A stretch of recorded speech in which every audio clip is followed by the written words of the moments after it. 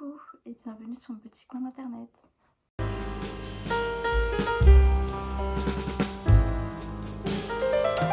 Moi c'est Elise, je parle de livres et de culture au sens général. Et aujourd'hui j'aimerais faire un petit wrap-up de tout ce que j'ai fait niveau culture pendant tout le mois de juin pour vous donner des idées de ce qu'on peut faire à Paris cet été pour pas trop cher. Donc vraiment une vidéo pour les petits budgets et pour les rats. Et c'est un mois qui a été anormalement rempli. Enfin, je sais que je suis extrêmement privilégiée de pouvoir présenter tout ça. Parce qu'en fait, pendant le mois de juin, il y a mon anniversaire et il y a aussi l'anniversaire de mon copain.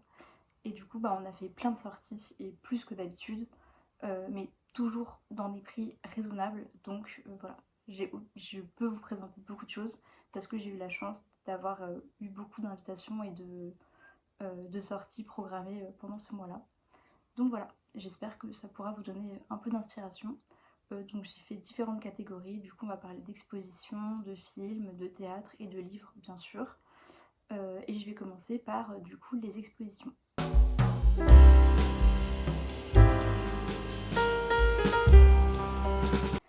Donc la première exposition que je suis allée voir, c'est l'exposition Licorne du musée de Cluny. Moi de toute façon le musée de Cluny c'est mon musée préféré. C'est du coup le musée sur le Moyen-Âge. Et du coup c'est une exposition qui retrace le mythe des licornes dans l'art du Moyen-Âge, mais aussi un peu en dehors du Moyen-Âge. Mais donc c'est sur plein de thématiques et plein de mythes différents. C'est l'histoire du mythe des licornes pendant le Moyen-Âge, donc ces représentations. Du coup on a des sculptures, on a des tapisseries, on a des peintures. Et ça va au-delà du Moyen-Âge aussi, parce qu'il y a aussi une période, il y a aussi la représentation de la licorne dans le monde contemporain. Et donc comment est-ce que le mythe il a évolué, aussi d'où vient le mythe et pourquoi est-ce qu'il a été aussi représenté et quelles sont les allégories qui sont représentées par les licornes, notamment la Vierge, la jeune fille, la beauté, la pureté, etc. Donc voilà, on raconte tout ça à travers ce mythe de la licorne. Donc c'est vraiment une super exposition. Elle est gratuite pour les moins de 26 ans de l'Union Européenne et ça vaut vraiment le coup. Je crois elle dure encore jusqu'à mi-juillet. Elle est vraiment super top. Si vous ne l'avez pas faite, il faut la faire. Elle est sublime, enfin vraiment, de toute façon, l'art du Moyen-Âge, c'est magnifique. Ok, donc la deuxième expo que j'ai faite, c'est pas dans l'ordre, mais c'est pas grave, c'est l'expo Kling, donc la monnaie dans la BD, enfin les représentations de l'argent dans la BD. Celle-là, je l'ai faite le jour de mon anniversaire et c'était à l'hôtel de la Monnaie de Paris. Elle était super, enfin déjà le lieu est magnifique, j'étais jamais allée avant. Et elle est très longue pour le coup. Enfin, c'est-à-dire que moi j'ai vraiment pris le temps, etc. Je crois que j'y suis restée à peu près 3 heures. Et encore, il y a des trucs que j'ai dû accélérer parce que j'avais pas le temps de tout voir. Et enfin, elle est vraiment super belle. Il y a vraiment de tout. Moi, ma salle préférée, c'était la salle de Gaston Lagaffe, évidemment. Donc, il y a toutes les sortes de BD et aussi toutes les représentations liées à l'argent. En fait, il y a 6 salles. Enfin, il y a une salle introductive, une salle de lecture, et après, il y a 6 salles de BD avec à chaque fois une représentation différente de l'argent. Aussi, il y a pas mal d'objets interactifs. Et encore une fois, elle est gratuite. L'hôtel de la Monnaie de Paris, c'est gratuit. Alors, je sais plus si c'est pour les étudiants de moins de 25 ans hors lieu ou si c'est pour les étudiants, je sais plus. Mais en tout cas, elle est gratuite, donc ça vaut le coup. Surtout que vraiment, elle est super belle.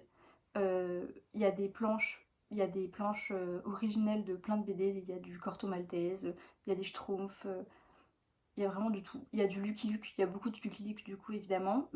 Il y a du Gaston Lagaffe, enfin voilà, c'est hyper varié. Il y en a vraiment pour tous les goûts et franchement ça vaut le coup pour la beauté et aussi parce que c'est hyper intéressant. Enfin moi j'ai appris vraiment beaucoup de choses pendant l'exposition et j'en retiens aussi surtout le quiz de la BD Êtes-vous riche?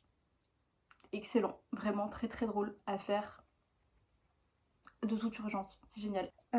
Ensuite la troisième exposition, c'est la dernière que j'ai faite, c'est l'expo de la préhistoire au Collège de France sur la place et en tant que fan de la préhistoire, c'était top. J'ai kiffé. Encore une fois, une expo gratuite pour tout le monde, pour le coup, si je me trompe pas. Elle est super chouette. Enfin, moi, j'ai pas appris grand chose, honnêtement, mais j'ai quand même appris pas mal de choses sur l'histoire de la construction de la préhistoire comme science et du coup des grandes dates et des grandes figures qui ont fait la préhistoire. Ça, j'avoue que j'y connaissais pas grand chose. Mais il y a pas mal de choses qui sont intéressantes, notamment sur la construction actuelle de notre rapport à la préhistoire, les représentations qui ont été liées, que ce soit liées à la wilderness, aussi à la représentation des femmes préhistoriques, au rapport aussi avec l'écologie et aussi donc aux méthodes actuelles de la création de la science, notamment le traitement du génome et aussi l'évolution du rapport justement à l'évolution humaine.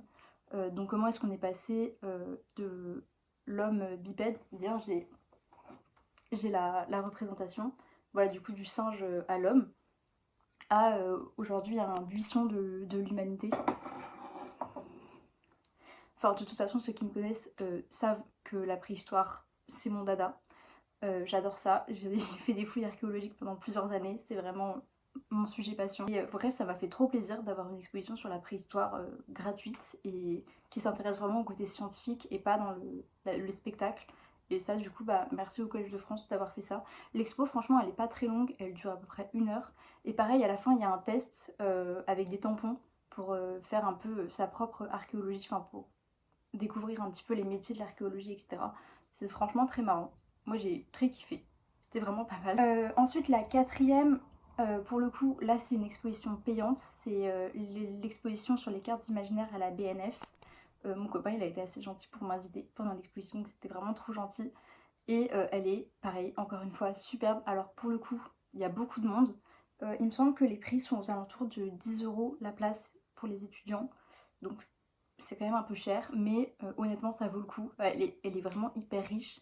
Ça retrace toute la création des cartes imaginaires. Donc à la fois comment est-ce qu'on a comblé les manques de connaissances par l'invention de cartes et d'espaces imaginaires. Aussi comment est-ce qu'on a créé un rapport un peu aussi lié à l'orientalisme en imaginant des créatures fantastiques, incroyables et souvent méchantes dans les territoires extra-européens qu'on connaissait assez mal.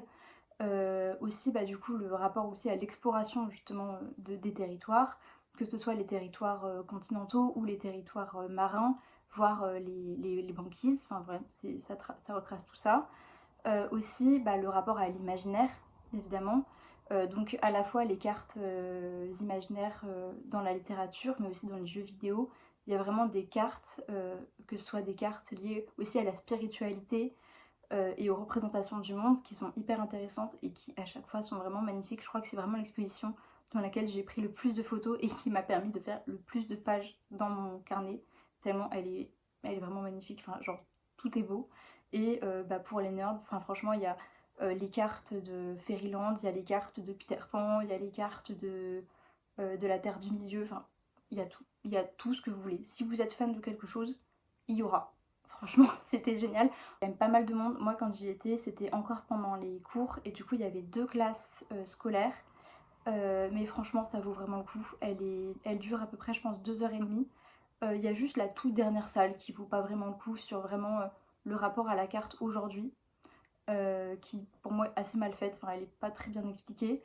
Mais il y a un autre truc aussi qui est très marrant, c'est aussi le rapport entre l'homme et la carte. Donc comment est-ce que la carte, elle peut servir aussi d'outils pour décrire aussi l'intérieur du corps humain.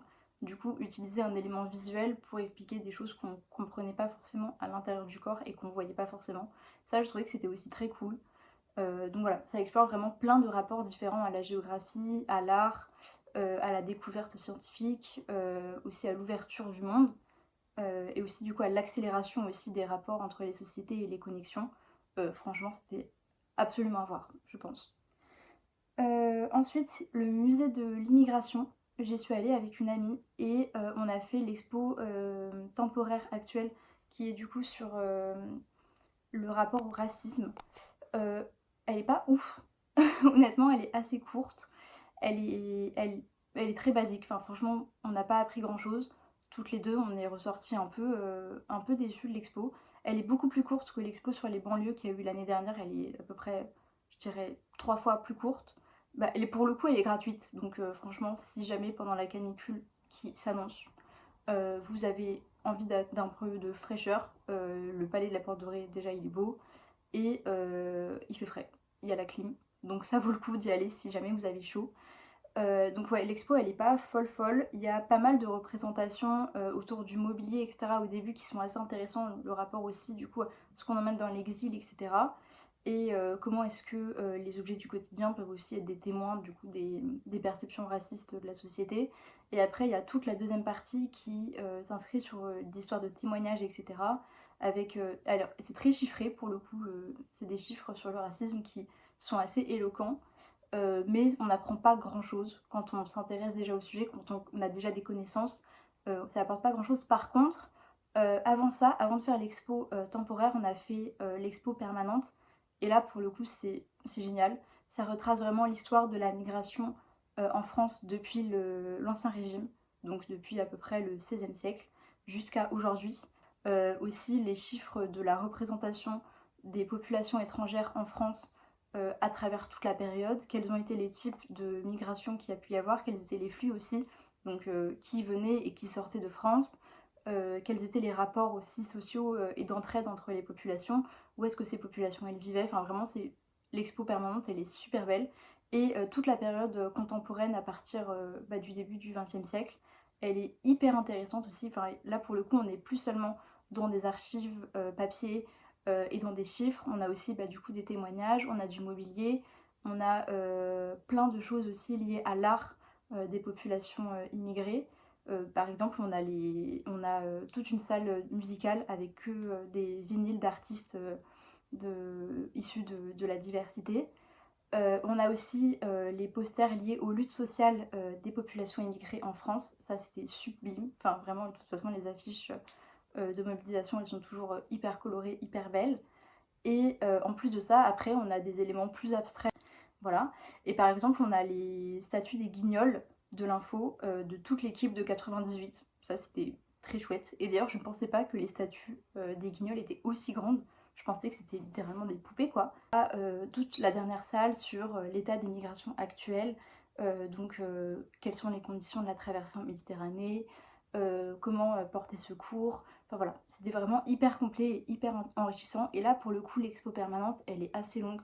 Elle doit durer à peu près dans les 1 h 30. Et nous, on l'a fait assez rapidement pour le coup. Donc je pense que si on s'y arrête vraiment à chaque panneau, elle peut facilement durer 2 heures.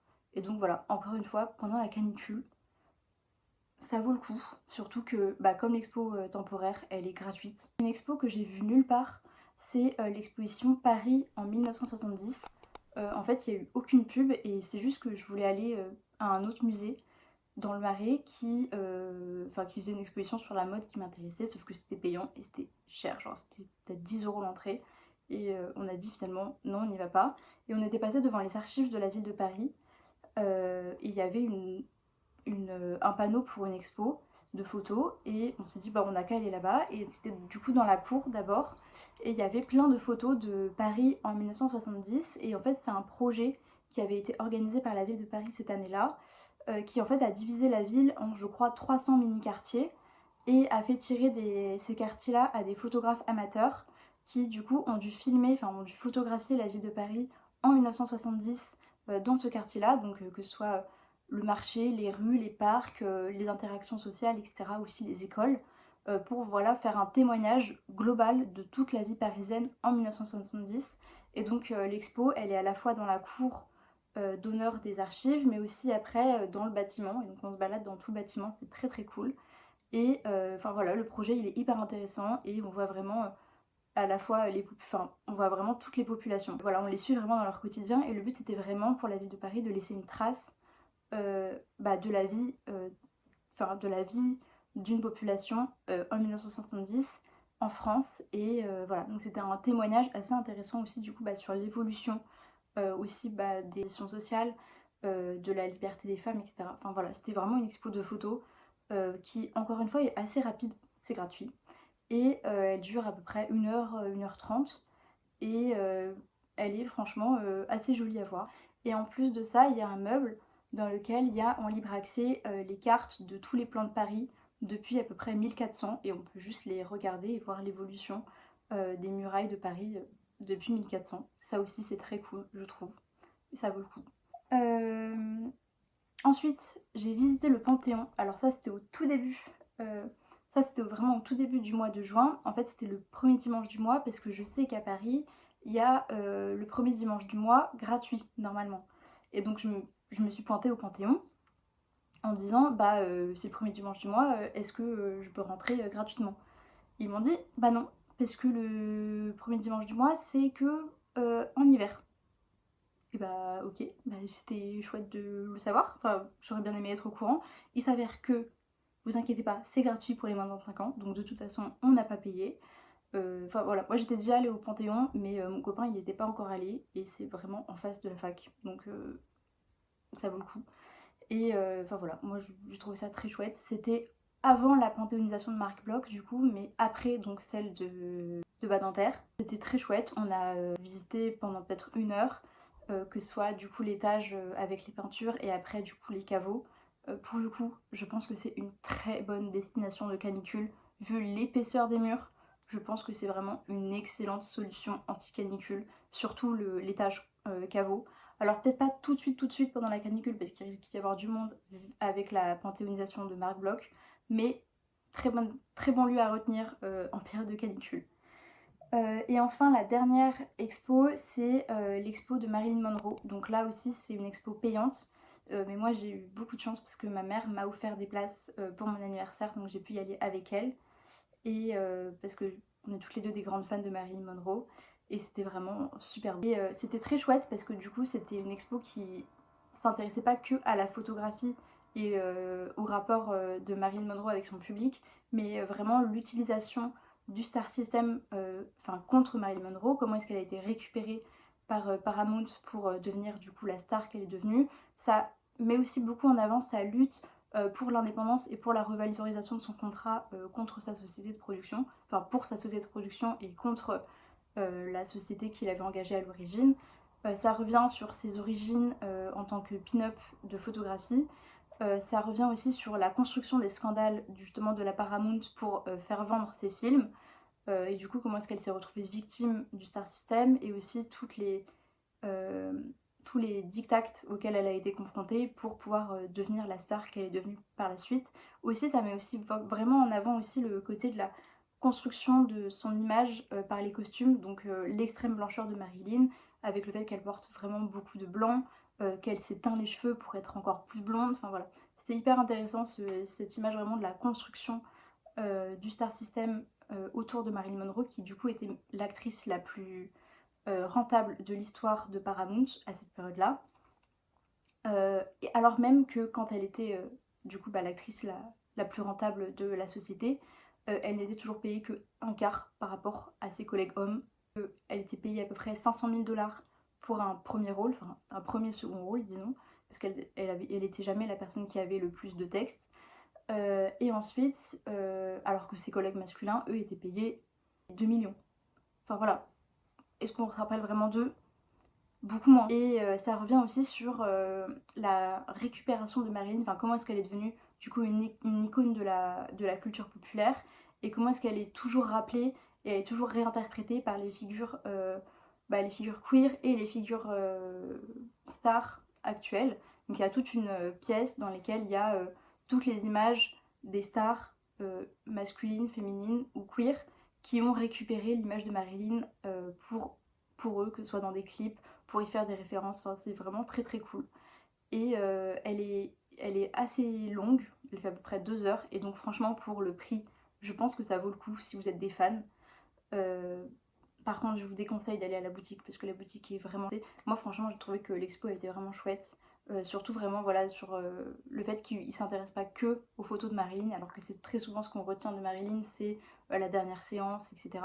Je dis ça alors que j'ai moi-même un poster de la dernière séance dans ma chambre, mais bon voilà, chacun ses incohérences. On va passer aux pièces de théâtre.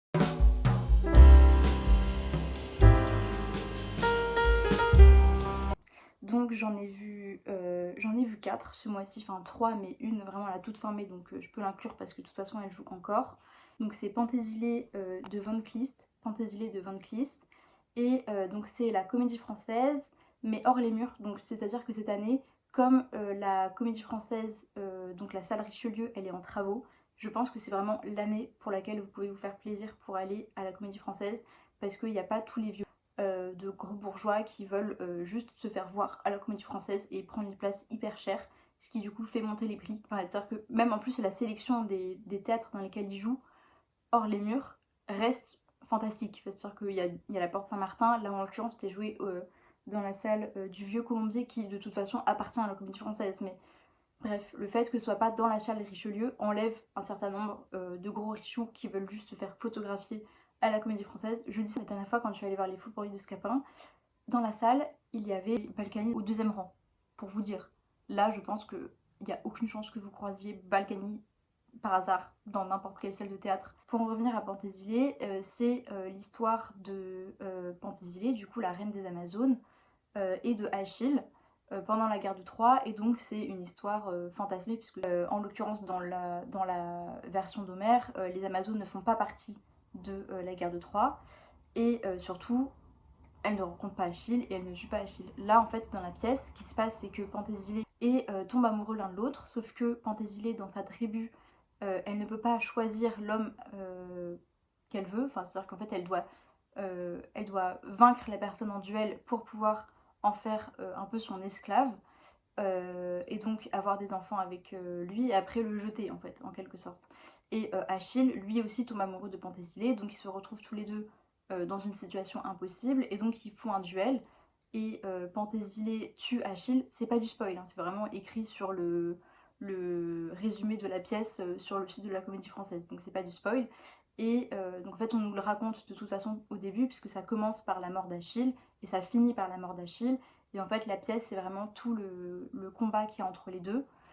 C'est vraiment du théâtre, en tout cas la mise en scène elle est vraiment hyper moderne, c'est-à-dire qu'il y a vraiment 3 comédiens, à un moment ils sont tout nus, évidemment c'est du théâtre contemporain donc forcément ils sont tout nus. Il y a beaucoup de faux sang, enfin bref voilà c'est très contemporain.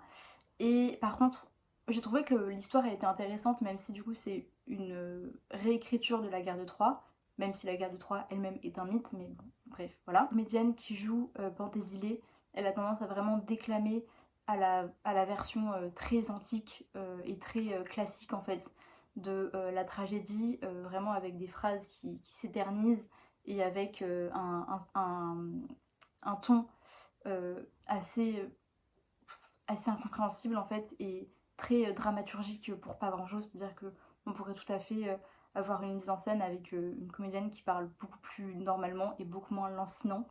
Bref, voilà, ça c'était pour moi un peu un point négatif. Mais en soi, la pièce elle reste quand même intéressante. Enfin, je connaissais pas du tout la pièce avant d'aller la voir, donc c'est très chouette. Ensuite, j'ai pu aller voir Le Malade Imaginaire. Donc là, c'était c'est toujours la Comédie Française. Et c'était au théâtre de la Porte Saint-Martin.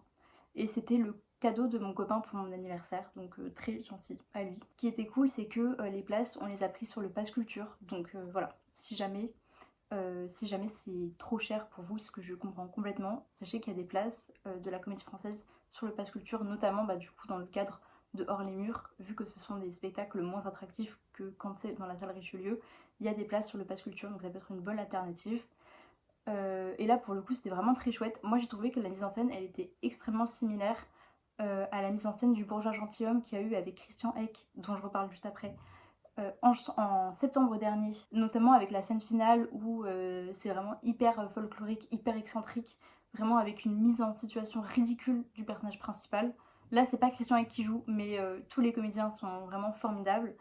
C'est très bien fait, la mise en scène elle est vraiment extrêmement marrante et on sent vraiment le ridicule du personnage. La pièce elle était très drôle, enfin, en plus c'est assez court, une pièce de Molière, ça avait une bonne soirée.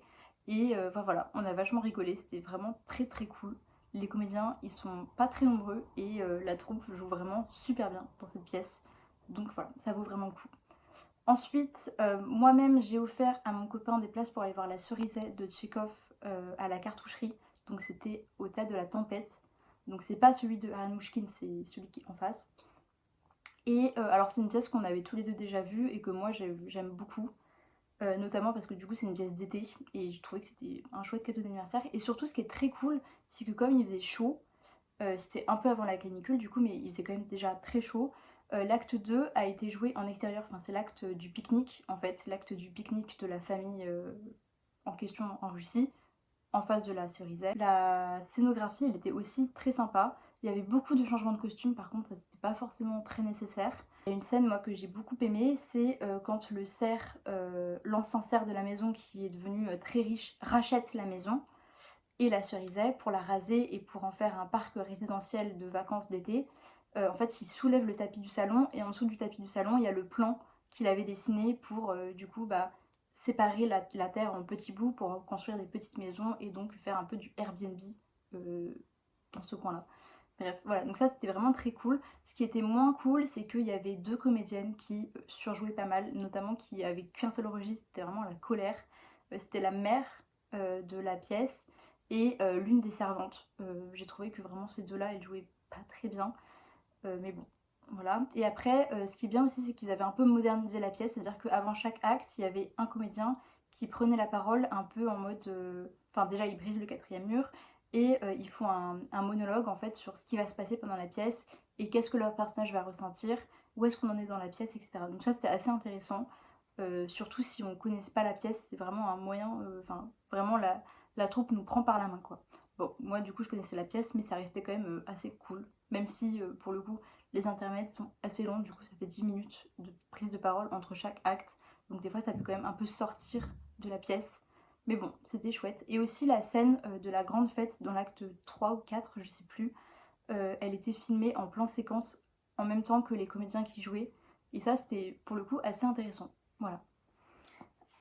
Et enfin, la dernière pièce que j'ai pu aller voir, c'est le cadeau que ma mère a fait à mon copain et moi, du coup pour nos anniversaires respectifs. Elle nous avait offert des places pour le Théâtre du Châtelet pour la vie parisienne, et c'était extraordinaire. C'était extraordinaire. Moi, j'ai pu aller à la première, donc le premier jour, enfin c'était la deuxième première, c'était la première du passage du soir. Et elle m'a offert les places parce que du coup, l'un des comédiens, c'est Christian Eck, et c'est mon comédien préféré. Euh, Même pas que de la comédie française, mais de tous les comédiens actuels en France. Il joue formidablement bien. Et là, son jeu était exceptionnel. Enfin, déjà qu'il jouait un personnage qui était ridicule, mais alors avec Christian Eck dedans, c'était à mourir de rire. Vraiment, c'était excellent. Et ce qui était aussi très très drôle, si vous l'avez pas vu vraiment cette pièce, il faut absolument aller la voir pour les costumes, puisqu'en fait, tous les hommes sont déguisés en porc avec des tenues très extravagantes, et toutes les femmes sont déguisées en oie ou en oiseau, en volatile. Et voilà, donc c'est hyper ridicule, et en fait c'est une pièce qui vraiment se moque de la société du début du XXe siècle, puisqu'on est pendant l'exposition universelle. Et donc en fait c'est deux touristes allemands ou autrichiens qui arrivent à Paris pour l'exposition universelle, et il y a un Français qui décide de se faire passer pour un guide pour leur faire découvrir la société. Et en fait, les deux personnes du couple qui sont venues pour l'exposition universelle ont qu'un seul projet, c'est de faire crac-crac avec tout le monde, sauf leur mari et leurs femmes respectives. Voilà, et donc c'est vraiment extrêmement drôle. Et puis en plus, le théâtre du Châtelet, pour le coup, vu qu'il y a 6 étages, et je pense qu'en plus on voit bien à 6 étages, euh, il y a plein de places, et les places commencent vraiment pas cher. Je crois que j'ai vu des places qui commencent à 5 euros, et ça vaut vraiment le coup. En plus de ça, en plus du fait que les costumes soient magnifiques, que les décors soient sublimes, que les acteurs jouent excellemment bien et que les places ne soient pas chères du tout, le théâtre est super beau, il y a une super entracte, et en plus de ça, c'est pas seulement une pièce de théâtre, puisqu'il y a aussi beaucoup de chants. C'est-à-dire qu'il y a. Enfin, c'est une comédie musicale en fait, presque. Puisque c'est une pièce qui a d'abord été écrite pour la partie musicale par Offenbach. Et donc, en plus du fait d'avoir des musiques, on a aussi un orchestre live qui joue en même temps que la pièce. Et ça, franchement, c'est juste incroyable. Enfin, c'est une chance géniale. Enfin, voilà. C'était la meilleure pièce que j'ai vue du mois. Je pense que s'il y en a une que vous devez aller voir, ne serait-ce que. Enfin, pour tout ce que j'ai dit en fait, allez la voir, vraiment je vous en supplie, elle est exceptionnelle, elle est incroyable, vraiment.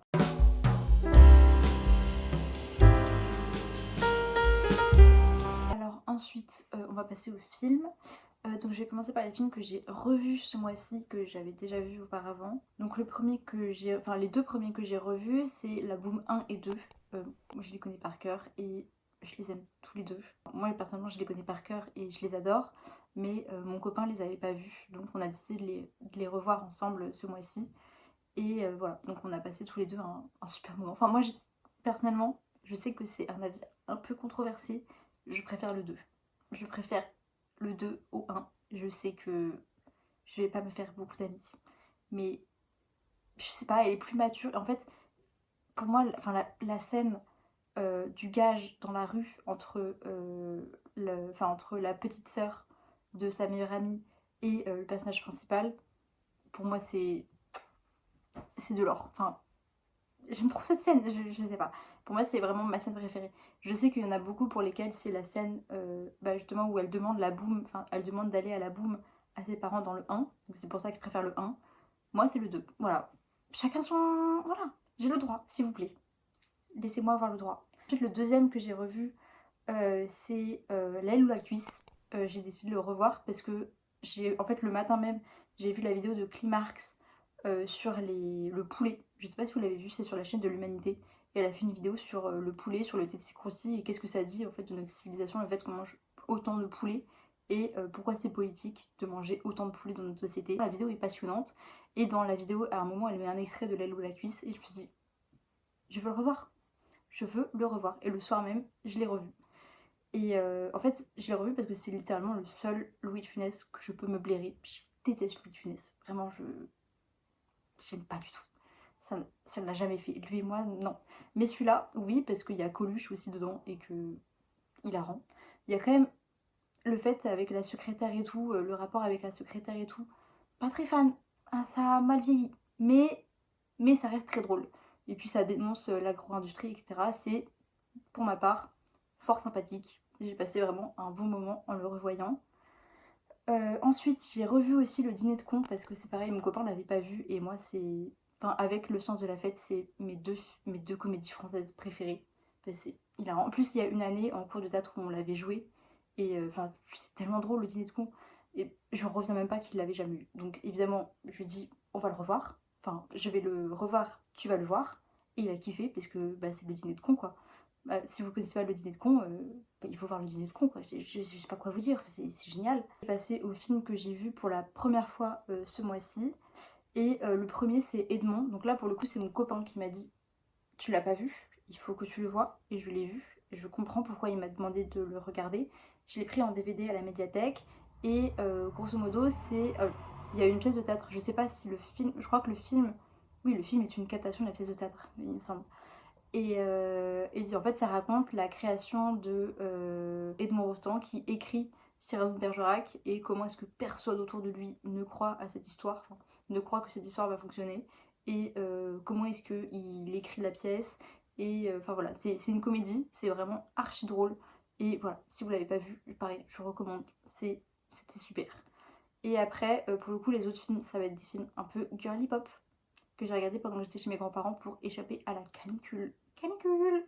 Bref. Et donc là, pour le coup, le premier que j'ai regardé pour la première fois, c'était Alice de l'autre côté du miroir.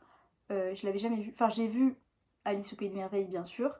Mais Alice de l'autre côté du miroir, je ne l'avais jamais vu parce que j'étais censée aller le voir à sa sortie, donc il y a des années maintenant, avec ma soeur et ma mère. Sauf que j'ai fait une bêtise, je saurais absolument plus vous dire quoi. Bref, j'ai été privée de sortie ce jour-là. Donc ma mère et ma soeur, ils sont allés sans moi. Et donc je me rappelle de ma punition sans me rappeler de ma bêtise. Voilà, donc très utile.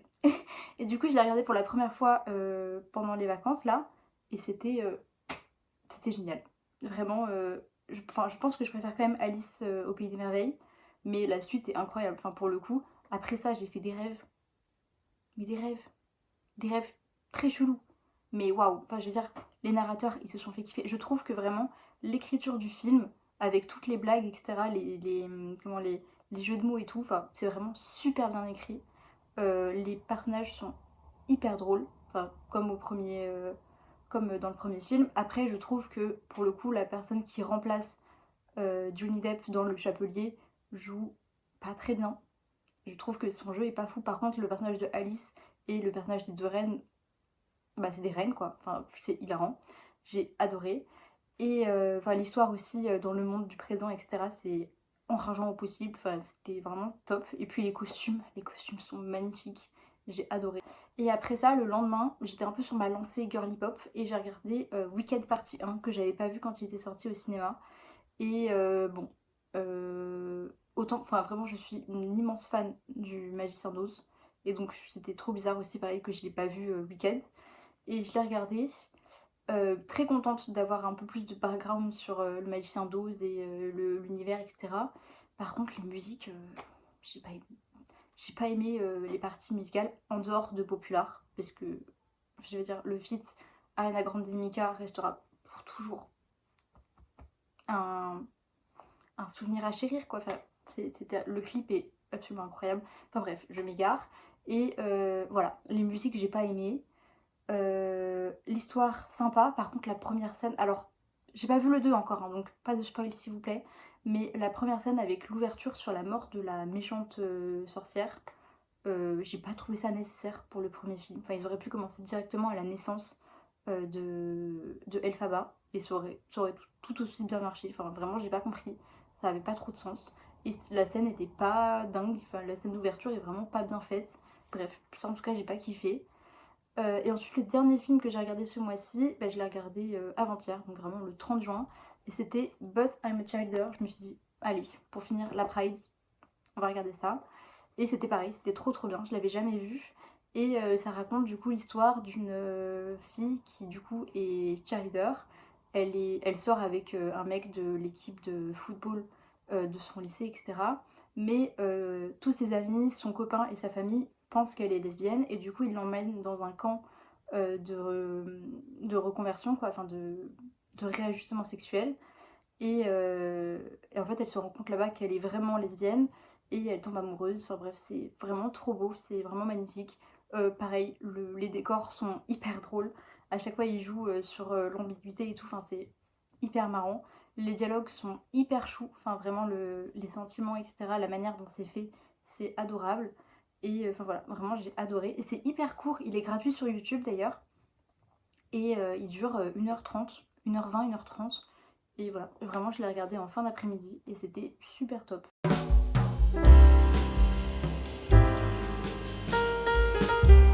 Et ensuite pour les livres, il y en a beaucoup. J'en ai lu 1, 2, 3, 4, 5, 6, 7. Et j'en ai commencé un que j'ai pas encore fini. Bref, je vais parler de tout ça. Je vais commencer par le théâtre, parce que c'est ce que j'ai lu le plus ce mois-ci. Donc entre les 4 pièces de théâtre et le théâtre que j'ai lu, j'ai vraiment fait un mois avec full théâtre. J'ai commencé par lire Ruy Blas de Victor Hugo. J'ai grave kiffé. Enfin, alors, j'ai mis beaucoup de temps à lire parce que j'avais pas mal de trucs à faire. Enfin, j'avais le mémoire en parallèle, etc. Donc, pour le coup, vu la taille de la pièce, je trouve que c'est ridicule le temps que j'y ai passé. Mais bref, c'était assez marrant. Bah, c'est une tragédie et ça parle de la fin de.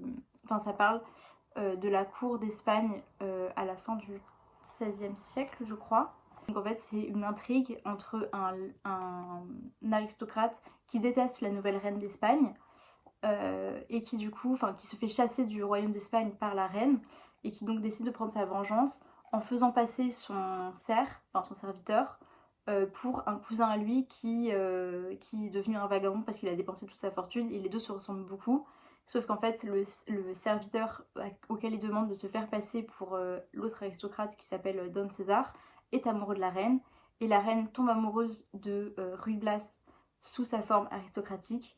Et donc voilà, moi j'ai beaucoup aimé voilà, le ressort comique du déguisement à chaque fois, enfin, c'est un truc que j'adore. Et j'ai aussi trouvé que c'était hyper intéressant parce que je trouvais que les personnages avaient beaucoup de profondeur pour une pièce qui pourtant est assez courte. Voilà, ils ont beaucoup de passé et c'est hyper bien expliqué. Enfin, je trouvais que la pièce vraiment, elle amenait vraiment du caractère à chacun des personnages et qu'ils avaient vraiment une vraie personnalité. Donc ça, j'ai trouvé ça chouette. Ensuite, le deuxième livre que j'ai lu, c'est Les Mains sales de Jean-Paul Sartre. Je l'ai lu parce qu'on a beaucoup parlé à la fac au début de l'année dans un cours de philo qu'on avait eu. Et donc voilà, j'ai décidé de le lire. J'ai beaucoup moins aimé que Ruy Blas parce que je trouve que pour le coup, les personnages sont hyper plats, qu'il n'y a aucun développement de personnages pendant l'histoire. Et je trouvais que le discours aussi autour de l'embrigadement des partis envers les militants et tout, je trouvais que c'était quand même assez dépassé. Après, ce qui reste intéressant, c'est la discussion entre Hugo et Orderer sur la mission d'un parti politique, sur est-ce que il doit se compromettre en faisant des alliances ou pas. Enfin, de toute façon, ça c'est la partie qu'on avait étudiée en cours. Et ça, je trouvais que c'était intéressant. Surtout que là, du coup, je l'ai lu en entier, donc j'avais la version complète. Mais en dehors de ça, j'ai trouvé que la pièce apportait pas grand chose. Je pense que vu le contexte politique actuel, elle sera remise sur scène, enfin ouais, elle sera remise sur scène très bientôt. Mais je trouve que pourtant le discours autour des partis, etc., c'est assez daté. Voilà, donc à voir. Enfin, la troisième pièce de théâtre que j'ai lue, c'est le dernier livre que j'ai lu ce mois-ci, et c'est Le Roi se meurt de Ionesco. Et bah, j'ai été un peu déçue, pareil, parce que La Cantatrice chauffe, c'est l'une de mes pièces de théâtre préférées de tous les temps, si ce n'est même ma pièce de théâtre préférée de tous les temps. Et là, Ionesco, Le Roi se meurt, j'avoue que j'ai pas trop compris l'intérêt de la pièce, ça m'a un peu échappé. Enfin, je comprends, évidemment, c'est du théâtre de l'absurde, ça dénonce la futilité de la vie, le fait que voilà, il n'y ait pas de but dans la vie, etc. Mais j'ai trouvé que la pièce disait pas grand chose, enfin, ça tournait vraiment tellement en rond et on se fait un peu chier quoi. Les personnages sont, enfin, ils sont hyper caricaturaux. J'ai pas trop kiffé. Honnêtement, j'étais un peu déçue.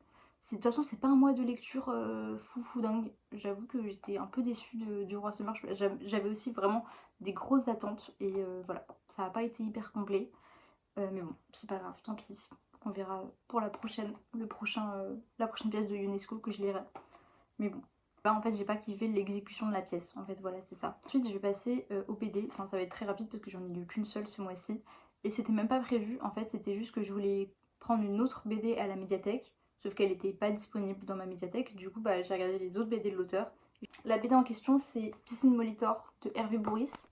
Et pourquoi je l'ai aimé? Bah, Boris Vian. Voilà, je peux pas. Voilà, c'est une BD sur l'histoire de la vie de Boris Vian. Et donc, pour le coup, j'ai adoré parce que c'est.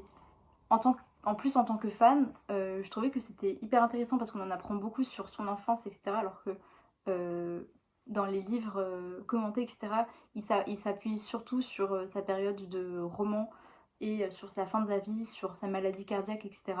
Alors que là, on a vraiment un peu des moments de vie de sa jeunesse et donc ça c'était assez cool et notamment sur le moment où sa famille elle perd son argent et il se retrouve à vivre dans une maison, enfin il se retrouve à vivre dans la maison du concierge de leur ancienne maison qu'ils ont vendue, donc ça c'était assez cool et surtout ça aussi ça démystifie vraiment le personnage de Boris Vian puisque on voit sa relation avec sa première femme qui est la mère de ses enfants et la manière dont il a une relation très complexe avec ses enfants, qu'il est très peu patient et qu'il est très peu présent pour son ex-femme et pour ses enfants. Donc voilà, tout ça c'est des trucs que j'ignorais complètement et ça m'a fait plaisir d'en apprendre du coup plus sur Boris Vian qui du coup est un auteur que, si vous n'avez pas compris, j'adore. Voilà. Donc voilà, c'était très très cool. Donc oui, ce que j'ai beaucoup aimé aussi, c'est qu'on s'attarde aussi pas mal sur le moment du procès de J'irai cracher sur vos tombes. Donc en plus ça tombe bien parce que j'en ai parlé la semaine dernière. Et donc le fait qu'il ait été du coup jugé pour atteinte aux mœurs, etc. Il y a tout un passage de la BD qui en parle et c'est vraiment intéressant parce que ça aussi ça a ouvert une discussion avec les auteurs à la fois de sa maison d'édition mais aussi les auteurs qui l'ont soutenu et tout. Et ça c'était hyper intéressant je trouve, genre de découvrir qui est-ce qui l'avait soutenu, etc. Moi ça m'a fait plaisir de découvrir plus de trucs là-dessus. Donc voilà, je ne saurais que vous conseiller de lire cette BD si vous êtes des fans de Boris Vian et même si vous n'êtes pas fan de Boris Vian, puisqu'il y a même le passage qui joue sa chanson du déserteur. Voilà, donc c'était vraiment super chouette. Ensuite, pareil, l'autre livre que j'ai pris à la médiathèque, là pour le coup c'est de la littérature moderne et c'était un peu la raison pour laquelle j'étais allée à la médiathèque d'abord parce que je voulais prendre ce livre parce que vraiment je m'attendais à l'adorer et je m'étais dit je le prends à la médiathèque et je l'achèterai un peu plus tard pour le mettre dans ma bibliothèque et en fait heureusement que je l'ai pris à la médiathèque parce que j'ai archi pas aimé. C'était Les Perfections de Vincenzo Latronico, donc de Vincenzo Latronico. Et pareil, bah du coup, bah, comme je l'ai dit, je m'attendais vraiment à kiffer parce que j'en avais entendu parler pendant très longtemps et je m'étais dit, allez, maintenant cette fois-ci, parce que j'ai dû attendre pendant des mois qu'il soit libre dans la médiathèque et cette fois-ci il l'était et en fait très très déçue. Ça parle en fait d'un couple d'expats, ce sont des immigrés, mais bref, d'expats, on pense plutôt Espagne ou Italie ou sud de la France, qui partent vivre à Berlin dans une vie un peu instagrammable. C'est des designers, etc. Et ils ont une vie vraiment parfaite qu'ils exposent sur les réseaux sociaux. Ils ont tout un groupe d'amis expats, ils fréquentent les milieux artistiques de Berlin. On les suit au Berghain, au KitKat, dans les grandes boîtes berlinoises, etc. Fréquenter leur milieu. Et en fait, on a un point de vue omniscient sur leur vie, mais avec un narrateur qui en fait se fout un peu de leur gueule en permanence et qui en fait raconte leur vie en décrivant en fait la futilité de leur mode de vie et en se moquant d'eux et de leur recherche du coup de la perfection. Et voilà, il montre à quel point c'est ridicule par une écriture assez risible et assez moqueur. Sauf que bah, pour le coup, je m'attendais vraiment à trouver cette écriture comment, de la moquerie, enfin, je cherche un mot, bref. Je pensais vraiment que cette écriture un peu moqueuse, etc., ça allait vraiment me parler, que j'allais trouver ça hyper drôle et tout. Et en fait, pas du tout. Je trouvais que c'était vraiment poussif, abusif. Des fois, on a même l'impression que on tombe un peu dans une critique un peu boomer. Voilà, j'étais très déçue. Ce que j'ai trouvé intéressant par contre, c'est que le livre, qui est donc assez court, il y a 4 chapitres et en fait, chaque chapitre est écrit à un seul temps particulier. Donc il y a le présent, l'imparfait, le futur et le plus que parfait, je crois. Bref, et donc ça c'est assez intéressant, enfin, c'est assez drôle de voir, de les voir évoluer comme ça. Et en fait, la dernière partie, le dernier tiers, il est assez cool parce que pour le coup, il se passe des choses, alors que le début du livre, il est vraiment extrêmement contemplatif. En fait, l'auteur lui-même, il dit que son livre, c'est un hommage pardon, aux choses de Pérec. Et donc voilà, c'est volontairement hyper contemplatif, mais c'est quand même assez poussif. Et donc très déçue vraiment de ne pas aimer le livre. Ce que j'ai aimé, donc comme je l'ai dit, c'est l'utilisation des temps et aussi la métaphore de la monstera sur bah, du coup la recherche de la perfection du couple, que ce soit dans leur couple justement ou dans leur vie sociale et dans leur vie professionnelle. Voilà, ça c'était vraiment. Ensuite, le second livre de littérature contemporaine que j'ai lu ce mois-ci, je ne l'ai pas avec moi parce que je l'ai ramené dans ma chambre de bonne, c'est 4 jours sans ma mère de Ramsès Kefi. Et là, pour le coup, celui-là, je l'ai adoré. C'est un livre que j'ai pris dans la bibliothèque de mon copain. Ça raconte donc 4 jours d'un fils et de son père qui se retrouvent abandonnés dans leur logement HLM par leur mère qui est partie. Elle a juste laissé un post-it, elle n'a pas pris de bagages, elle a rien pris du tout. Et donc c'est 4 jours pendant lesquels ils vont chercher à vivre sans leur mère et leur recherche aussi pour la retrouver. Donc on est du point de vue du fils qui a une relation hyper compliquée, que ce soit avec son meilleur ami ou avec son père et avec sa mère. Et en fait comment est-ce qu'il découvre la vie de sa mère qu'il ne connaissait pas du tout, parce que lui c'est un Tanguy, il a 36 ans, il vit encore chez ses parents. Il touche le RSA, il fait pas grand chose de sa vie et ça déprime son père et sa mère en fait elle s'en va, on sait pas trop pourquoi, elle a vraiment rien laissé derrière elle et c'est un livre qui est vraiment hyper touchant enfin, dans l'exploration des relations avec les autres, que ce soit les relations parentales mais aussi les relations amicales et la plume elle est hyper jolie, il y a en fait pour raconter vraiment cette relation entre le père et le fils. Donc c'est toujours le fils qui parle, mais il parle très souvent de son père à la troisième personne et il le raconte, enfin il raconte ce qu'il fait en utilisant son prénom, etc. pour vraiment le mettre à distance et pour vraiment mettre en avant le fait que c'est une relation qui est vraiment assez froide. Le père et le fils, ils se parlaient plus depuis presque des années en fait, du fait que le fils ait arrêté ses études après son master et qu'il n'ait pas fait de thèse. Enfin bref, c'est une histoire qui est hyper complexe et la fin, j'en dis pas plus, mais vraiment la fin, elle est hyper touchante. Enfin vraiment, j'ai grave chialé à la fin. C'est le seul livre qui m'a fait pleurer ce mois-ci. Et pourtant, je suis pas quelqu'un qui pleure beaucoup en lisant. Mais ça m'a vraiment... Enfin, l'histoire, elle m'a vraiment beaucoup, beaucoup touchée. Et même dans le rapport aussi, bah, du coup, à la vie en banlieue et tout, c'est un livre qui est hyper chouette. J'ai trouvé que c'était vraiment... Enfin, franchement, pour un premier livre, c'est génial. Et enfin, dans la littérature classique, j'ai lu qu'un seul livre ce mois-ci. C'était un recueil de nouvelles de Maupassant. Et pour le coup, dans celui-ci, il y a un peu de tout. Moi, il y a des nouvelles qui m'ont beaucoup parlé, notamment la première qui s'appelle La ficelle. C'est un Normand qui ramasse un bout de ficelle dans la rue parce qu'il est hyper pince. Et du coup, il se dit que tout peut servir, etc. Donc, il ramasse un bout de ficelle et en fait, il va être accusé d'avoir volé un portefeuille parce il y a son pire ennemi qui l'a vu ramasser quelque chose et donc il pense qu'il a ramassé un portefeuille volé, etc. Enfin bref, il se retrouve embarqué dans une histoire hyper loufoque. Et de toute façon, toutes les histoires de Maupassant, elles sont tout le temps hyper loufoques. En fait, entre la scène de vie et l'histoire absurde. Et donc ça, c'est assez marrant. Et en fait, il y en a qui sont hyper poétiques, notamment qui parlent d'amour. Il y en a une sur une rempailleuse qui tombe amoureuse d'un mec de la haute et qui en fait lui donne jamais l'heure et qui juste profite de l'argent qu'il lui donne tous les 2 ans. Et il y a une histoire aussi sur deux oies qui sont amoureuses qui m'a beaucoup touchée. C'est une histoire, en fait, c'est deux oiseaux qui sont chassés par un chasseur. Et il y en a une qui meurt et l'autre qui cherche à protéger l'oie qui a été tuée. Enfin bref, c'était vraiment très très beau. Mais par contre, les autres, celles qui sont un peu dans un côté mystique, dans un côté wilderness et tout, j'ai beaucoup moins aimé. Donc il y a vraiment de tout. Mais c'était quand même très chouette. J'ai trouvé que dans l'ensemble, franchement, ça valait le coup. Notamment parce que celles que j'ai aimées, je les ai vraiment beaucoup aimées. Et celles que j'ai pas aimées, je les ai juste pas aimées. J'ai pas trouvé qu'elles étaient mauvaises, parce que c'est Maupassant quand même. Mais voilà.